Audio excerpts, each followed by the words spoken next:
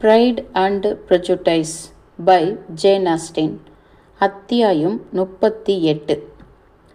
சனிக்கிழமை காலை எலிசபெத்தும் காலின்ஸும் மற்றவர்கள் வருவதற்கு சில நிமிடங்களுக்கு முன்பு சிற்றுண்டியில் சந்தித்து கொண்டனர். அவர்கள் கிளம்புவதற்கு முன் செலுத்த வேண்டிய மரியாதைகள் எல்லாம் மிகவும் அவசியம் என்று காலின்ஸ் நினைத்ததனால அச்சந்தர்ப்பத்தை அதற்கு பயன்படுத்தி கொண்டான். மிஸ் எலிசபெத், நீ எங்கள் இல்லத்திற்கு அன்புடன் வந்ததற்கு மிஸ்ஸஸ் காலின்ஸ் நன்றி தெரிவித்தலா என்பது எனக்கு தெரியவில்லை. ஆனால் அவளிடமிருந்து நன்றி பெறாமல் நீ இந்த வீட்டை விட்டு கிளம்ப மாட்டாய் என்பது நிச்சயம். உன்னுடன் சேர்ந்து இருந்தது எங்களுக்கு மிக்க மகிழ்ச்சியாக இருந்தது. எங்களுடைய எளிய இல்லத்திற்கு வர தூண்டும்படி எங்களிடம் எதுவும் இல்லை என எங்களுக்கு தெரியும். எங்களுடைய எளிமையான வாழ்க்கை முறை, சிறிய அறைகள், குறைந்த வேலையாட்கள், வெளி வாழ்க்கையை நாங்கள் அதிகம் பார்க்காதது, இவையெல்லாம் உன்னை போன்ற இளம் பெண்ணிற்கு ஆன்ஸ்போர்ட் ஒரு சுவாரஸ்யமற்ற இடமாக தோன்றும். உன்னுடைய பரிவுக்கு நாங்கள் நன்றி கடன் பட்டிருக்கிறோம் என்பதை நீ நம்புவாய் என நினைக்கிறேன். மேலும் உன்னுடைய நேரத்தை நீ மகிழ்ச்சியாக கழிக்க எங்களால் முடிந்த அளவிற்கு எல்லாம் செய்தோம் என்று நினைக்கிறேன். எலிசபெத் தனது நன்றியை தெரிவிக்க ஆவலாக இருந்தாள். மகிழ்ச்சியாக இருந்ததாக உறுதியளித்தாள். 6 வாரங்கள் அவள் சார்லட்டுடன் சேர்ந்து இருந்த சந்தோஷத்திற்கும் அன்பான கவனிப்பு அவளுக்கு கிடைத்ததற்கும் அவள்தான் நன்றி கடன் பட்டிருக்க வேண்டும். மிஸ்டர் காலின்ஸிற்கு மிகவும் சந்தோஷமாக இருந்தது. மேலும் அதிக புன்னகையுடன் சிரத்தையோடையும் பதிலளித்தான். உனக்கு பிடித்தமான முறையில் நீ இங்கு நேரத்தை செலவழித்தாய் என்று கேட்க மிக்க மகிழ்ச்சியாக இருக்கிறது. எங்களால் முடிந்த அளவிற்கு நாங்கள் எல்லாம் சிறப்பாகவே செய்தோம். மிகப்பெரிய இடத்தை எங்களால் உனக்கு அறிமுகம் செய்து வைக்க முடிந்தது மிக்க பெரிய அதிர்ஷ்டம்தான். மேலும் ரோசிங்ஸுடன் எங்களுக்கும் இருக்கும் தொடர்பினால் இந்த எளிய இல்லத்திலேயே இருக்காமல் மாறுதலாக வேறு இடத்திற்கு சென்றது உனக்கு ஹான்ஸ்போர்ட் வருகை முற்றிலும் சோர்வாக இருந்திருக்காது என்று சொன்னால் மிகையாகாது. லேடி காதரின் குடும்பத்துடன் எங்களுக்கு இருக்கும் உறவு மிகப்பெரிய அனுகூலமான விஷயம். கடவுளின் கருணை என்றும் சொல்லலாம். மிக சிலருக்கே இந்த பெருமை கிடைக்கும். எங்களுடைய நிலைமை எப்படிப்பட்டது என்பதை பார். தொடர்ந்து எங்களுக்கு அங்கு அழைப்பு இருந்ததை நீ பார்த்திருப்பாய்.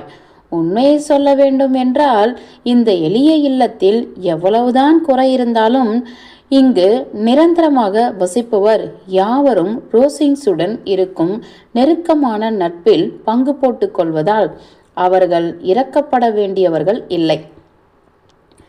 உச்சத்தில் இருந்த அவனுடைய உணர்ச்சிகளை வெளிப்படுத்த அவனிடம் போதுமான வார்த்தைகளே இல்லை.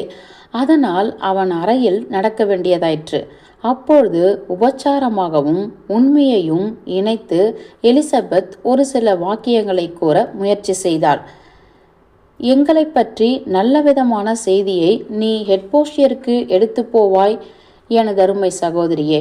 உன்னால் அப்படிப்பட்ட செய்தியை தர முடிவதற்கு நான் பெருமைப்பட்டு கொள்கிறேன். மிஸ்ஸஸ் காலின்ஸிற்கு லேடி காதரின் எப்படிப்பட்ட கவனம் செலுத்தினாள் என்பதை நீயே தினமும் பார்த்தாய். உன்னுடைய தோழி ஒரு துர்தஷ்டமான நிலையில் இல்லை. வேண்டாம், இந்த விஷயத்தை பேசாமல் இருப்பதே நல்லது. உன்னிடம் இதை மட்டும் நிச்சயமாக சொல்ல விரும்புகிறேன்.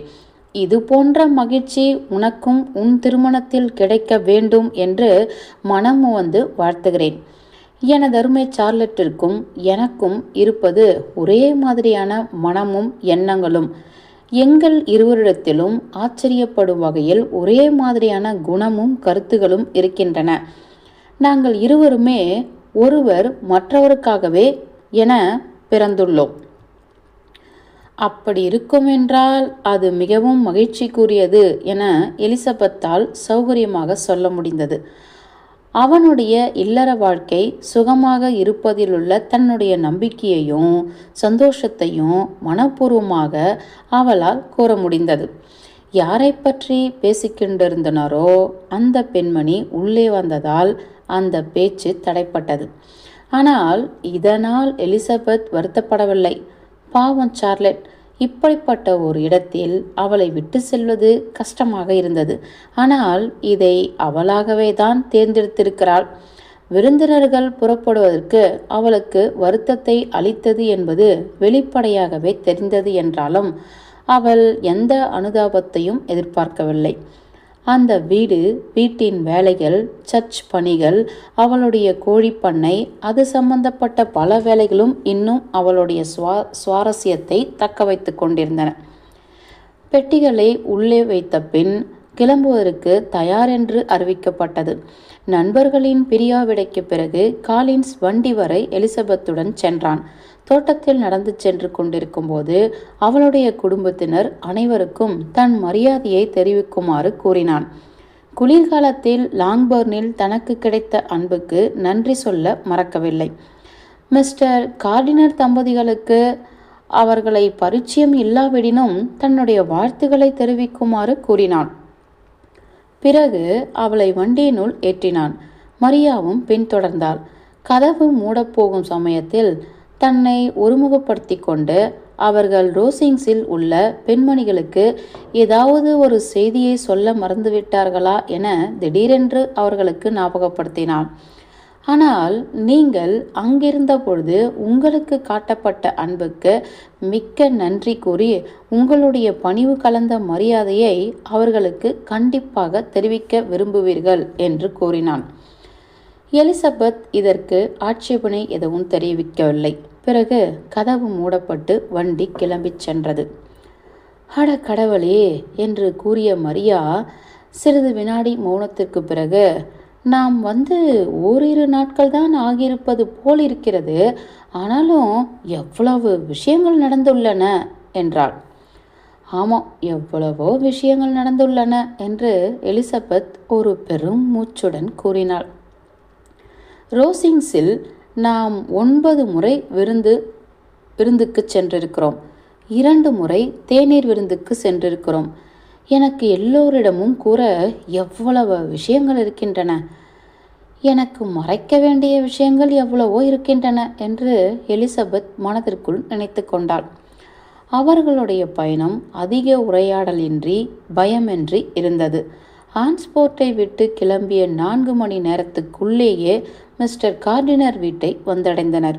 அங்கு அவர்கள் சில நாட்கள் தங்குவதாக முடிவெடுத்தனர். ஜேன் சிறப்பாக காட்சியளித்தாள். அவளுடைய அத்தை அன்புடன் அவர்களுக்காக ஏற்பாடு செய்திருந்த பல்வேறு நிகழ்ச்சிகள் இடையே எலிசபெத்திற்கு அவளுடைய மனதை ஆராய சந்தர்ப்பம் கிடைக்கவில்லை. ஆனால் ஜேன் அவளுடன் வீடு திரும்புவதாக இருந்ததால் லாங்பர்னில் நிதானமாக ஆராய்வதற்கு அதிக நேரம் கிடைக்கலாம். லாங்பர்ன் போய் சேர்ந்த பிறகு சொல்லலாம் என்று தீர்மானித்து அதற்கான பெரும் முயற்சி எடுத்து டார்சி தன்னை திருமணம் செய்து கொள்ள மன்றாடியதை பற்றி ஜேனிடம் லாங்பர்னில் கூறினாள். ஜேனை ஆச்சரியப்படுத்தும் வகையில் விஷயத்தை அவளால் கூற முடியும் என்பது தெரிந்திருந்தாலும் அதே சமயத்தில் அவளுடைய வீண் பெருமையினால் நடந்த விஷயத்தின் காரணத்தை இன்னும் சரியாக புரிந்து கொள்ள முடியாததால எல்லாவற்றையும் வெளிப்படையாக சொல்லிவிட வேண்டும் என்கிற அடக்க முடியாத ஆசை இருந்த போதிலும் எந்த அளவிற்கு கூற வேண்டும் என்ற முடிவு செய்ய முடியாத நிலையில் இருந்தாள். ஏனென்றால் அதை பற்றி அதிகம் பேச முற்பட்டு அதனால் பிங்க்லியை பற்றிய பேச்சு ஏதேனும் எழுந்தால் ஜேனுடைய துயரம் மேலும் அதிகரிக்கும் என பயந்தாள். அத்தியாயம் 38 முடிந்தது.